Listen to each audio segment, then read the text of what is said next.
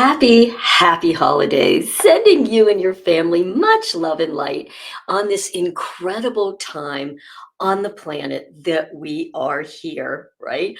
I know so many people are so obsessed with the division and the fear and the hate and all that mess. But you know what? There's also a whole ton of us out there just sharing the love and the light that really is available everywhere we look. And I was in a deep meditation the other day and I got this big inspiration. And I want to share it with you because it has inspired me to start like a whole new program. I'm just going to call it something that I just really want to share. So, when I was a teenager, I remember somebody asking me, Renee, what is it that you really want? What do you want to do? What do you want in your life?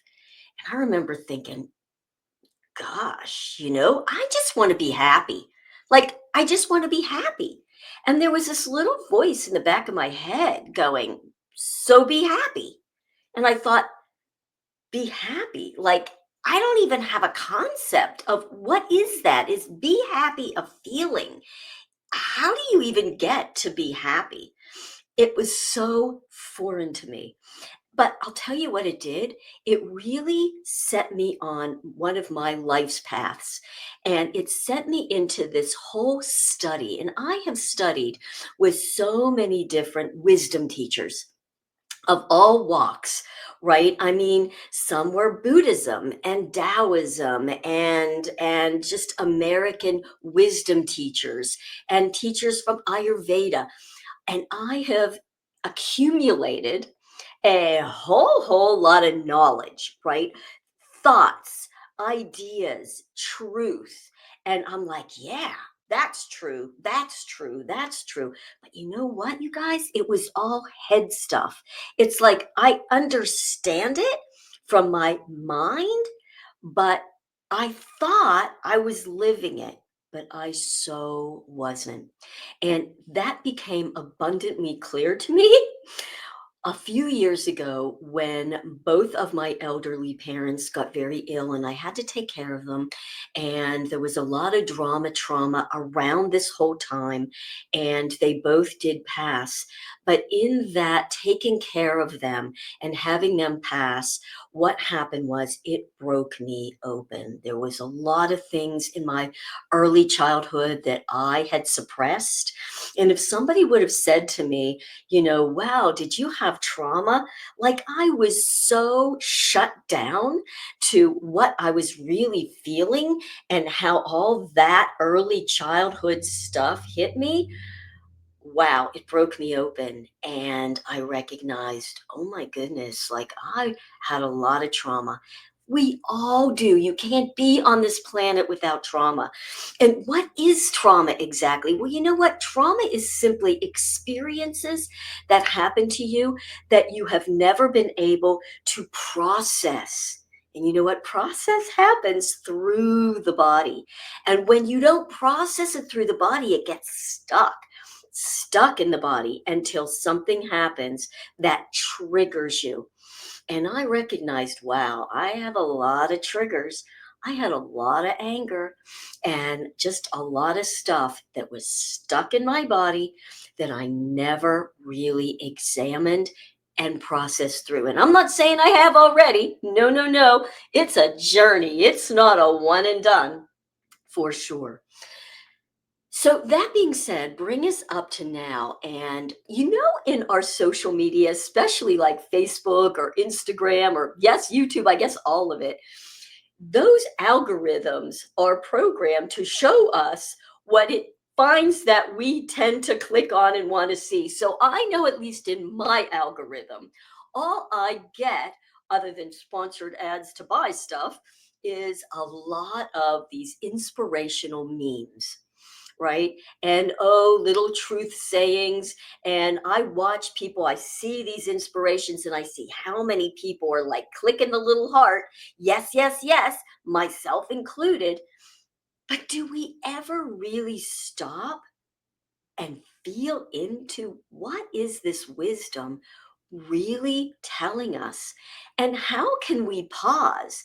feel into it, breathe into it, and then use that wisdom in our day to truly help us create a life with much more joy, happiness, transformation, freedom. Isn't that really what all of us are looking for?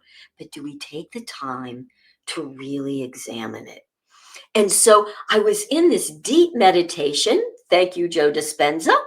And I got this inspiration that maybe it would be such a cool idea to just take some of these different wisdom teachers, some that you've already heard about, maybe some that you haven't, and just pick different wisdom quotes that have really touched me, read them, kind of feel into them, and maybe share a way to do it in your day, and then invite other people to kind of do the same thing, maybe experience, and then share in what maybe will create this cool community of how you might use those.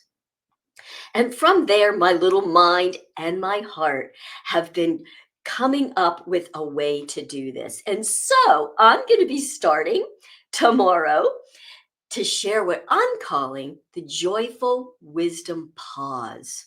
So here's how I'm going to do it. I'm going to have just one of my wisdom teachers. I'm going to share one of their quotes each day for that week. And then on Saturday, I'm going to kind of do a deeper dive. So I'm going to do these little shorts so we can just do a pause. Love to have you share your thoughts about it and how you might incorporate it in your day. And then on Saturday, maybe do a bit of a deeper dive, not just the shorts. If you are somebody that would love to come on with me, I'll invite you as a guest. This is going to be a community builder, not just a Renee out there yapping about it. Okay. That's at least my inspiration. You know, where I have found some of these inspirational quotes to be so meaningful, I'm just going to share the first one, the one that really caught me. It was many, many years ago, and I know most of you probably have heard of Eckhart Tolle and the power of now, right now. And I will never forget where I was. I was in the car, and this was so many years ago. We had the little cassette tape, right? So I was playing my little cassette tape, and I got right to a stop sign. And I heard, paraphrasing Eckhart, basically saying, we all tend to be either ruminating about our past or prophesizing our future. We are never right here in the moment. And our life is lived right here in the moment, to be here now. And in that moment, I recognized, oh my gosh, I am always in my head and I am always thinking about the future. I'm not one to really think too much about the past, but I am always in the future. I'm not here now. And that was one of the very first times that I recognized, wow, there is really transformation in these wisdoms, but only when we stop, we pause, we feel into it, and we come up with, how might I use that to truly create more joy and happiness in my life?